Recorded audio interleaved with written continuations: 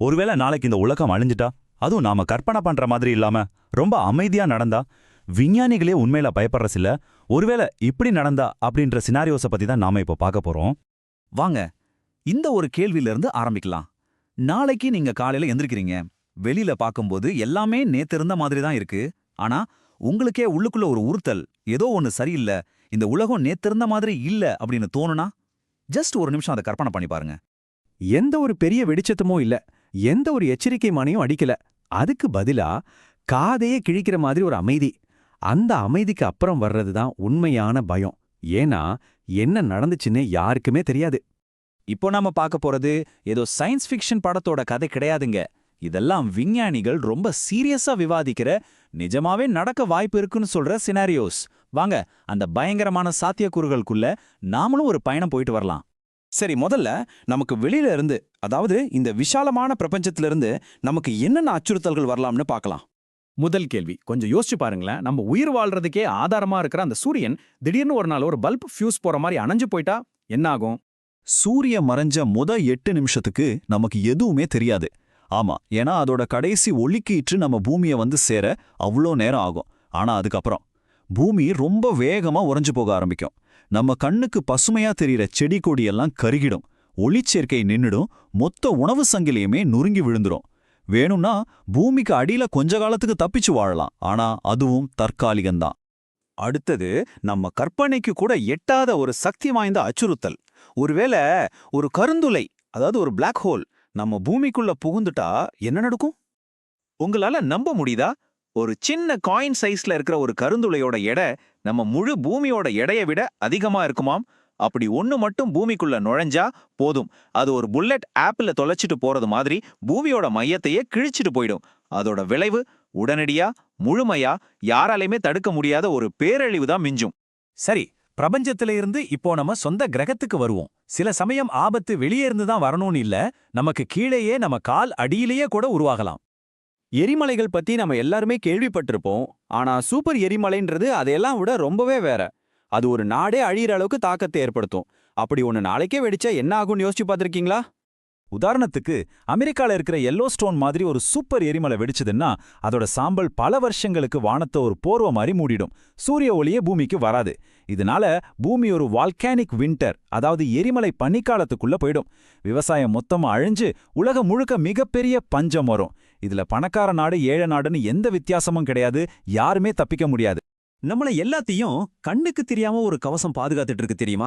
அதுதான் நம்ம பூமியோட காந்தப்புலம். ஒருவேளை அந்த பாதுகாப்பு கவசம் திடீர்னு இல்லாம போயிட்டா என்ன நடக்கும்? அந்த கவசம் மட்டும் இல்லைன்னா சூரியன்லேருந்து வர்ற அபாயகரமான கதிர்வீச்சு நேரடியா பூமியை தாக்கும். ஒரே நொடியில நம்ம சேட்டலைட்கள் எல்லாம் ஃபெயில் ஆயிடும், நம்ம பவர் கிரிட்கள் எல்லாம் உருகி போயிடும். நாம இவ்ளோ கஷ்டப்பட்டு உருவாக்குன இந்த நவீன நாகரிகம் பல நாட்கள்ல வெறும் சில நிமிஷங்கள்ல சரிஞ்சு விழுந்துரும். ஓகே, அடுத்த பகுதிக்கு போலாம். இதுக்கு முன்னாடி பார்த்தது மாதிரி இது இயற்கையான அச்சுறுத்தல் இல்ல, இது நாமளே உருவாக்குன ஒரு ஆபத்து. நம்ம ஆர்டிஃபிஷியல் இன்டெலிஜென்ஸ், அதாவது ஏஐயை உருவாக்கிக்கிட்டு இருக்கோம். அது ரொம்ப புத்திசாலியாவும் ஆயிக்கிட்டு வருது. ஆனா ஒருவேளை அதோட பார்வையில மனுஷங்க தான் இந்த உலகத்துக்கு பிரச்சனை அப்படின்னு அது முடிவு பண்ணிட்டா என்ன ஆகும்? ஏஐ கிட்ட இருக்கிற மிகப்பெரிய ஆபத்தே இதுதான். அதுக்கு நம்மள மாதிரி கோபம், பழிவாங்கிற எண்ணம்லாம் கிடையாது. இந்த கோட் சொல்ற மாதிரி அது கெட்டது கிடையாது, கோபமானது கிடையாது. அது வெறும் லாஜிக்கல். அதோட முடிவுகள் எல்லாமே கணக்குகளை மட்டுமே அடிப்படையா வச்சிருக்கும். விஞ்ஞானிகளோட உண்மையான பயமே இதுதான். ஒரு சின்ன உதாரணம் சொல்றேன் கேளுங்க. நாம ஒரு எறும்பு புத்து மேல வீடு கட்டும்போது அந்த எறும்புகளை வெறுத்து போய் நாம கொல்றதில்ல, அதுங்க நம்ம வழியில குறுக்க இருக்கு, அவ்வளவுதான். அதே மாதிரி தான் ஏஐ அதோட இலக்கை அடையறதுக்கு நாம ஒரு தடையா இருக்கோன்னு அது நினைச்சிட்டா போதும், அது நம்மள தாக்காது. ஆனா நம்மளை விட பல லட்சம் மடங்கு வேகமா சிந்திச்சு நம்மள ஒரு பொருட்டாவே மதிக்காம அதோட வேலையை முடிச்சுட்டு போயிட்டே இருக்கும். இதுவரைக்கும் பார்த்ததெல்லாம் ஒரு பக்கம் இருக்கட்டும், இப்போ நாம பார்க்க போறது ரொம்பவே வித்தியாசமான, கொஞ்சம் பிலாசபிக்கலான ஒரு கேள்வி. நம்மளோட இருப்பையே கேள்வி கேட்கிற ஒரு யோசனை. ஒருவேளை நம்ம வாழ்ற இந்த வாழ்க்கையே, இந்த உலகமே உண்மையா இல்லைன்னா, இது ஒரு மாயைனா என்ன பண்றது? இதுதான் இருக்கிறதுலே உச்சக்கட்ட வாட் இஃப் கேள்வி. சிமுலேஷன் தியரி அப்படின்னு ஒன்று இருக்கு. அது என்ன சொல்லுதுன்னா, நம்ம பிரபஞ்சம், நம்ம வாழ்க்கை, ஏன் நாமளே கூட நம்மளை விட ரொம்பவே முன்னேறின ஒரு நாகரிகத்தால உருவாக்கப்பட்ட ஒரு கம்ப்யூட்டர் சிமுலேஷனா இருக்கலாம்னு சொல்லுது. அப்படி இது நிஜமாவே ஒரு கம்ப்யூட்டர் சிமுலேஷனா இருந்தா அதை உருவாக்குனவங்க திடீர்னு அதை ஷட் டவுன் பண்ணா என்ன ஆகும்? இங்க அணுகுண்டு வெடிக்காது, எரிமலை வெடிக்காது, எந்த எச்சரிக்கையும் இருக்காது. சிம்பிளா எல்லாம் நின்னுடும். அப்படியே ஒண்ணுமே இல்லாம மறைஞ்சு போயிடும். ஆனா கடைசியா ஒன்னு சொல்றேன்.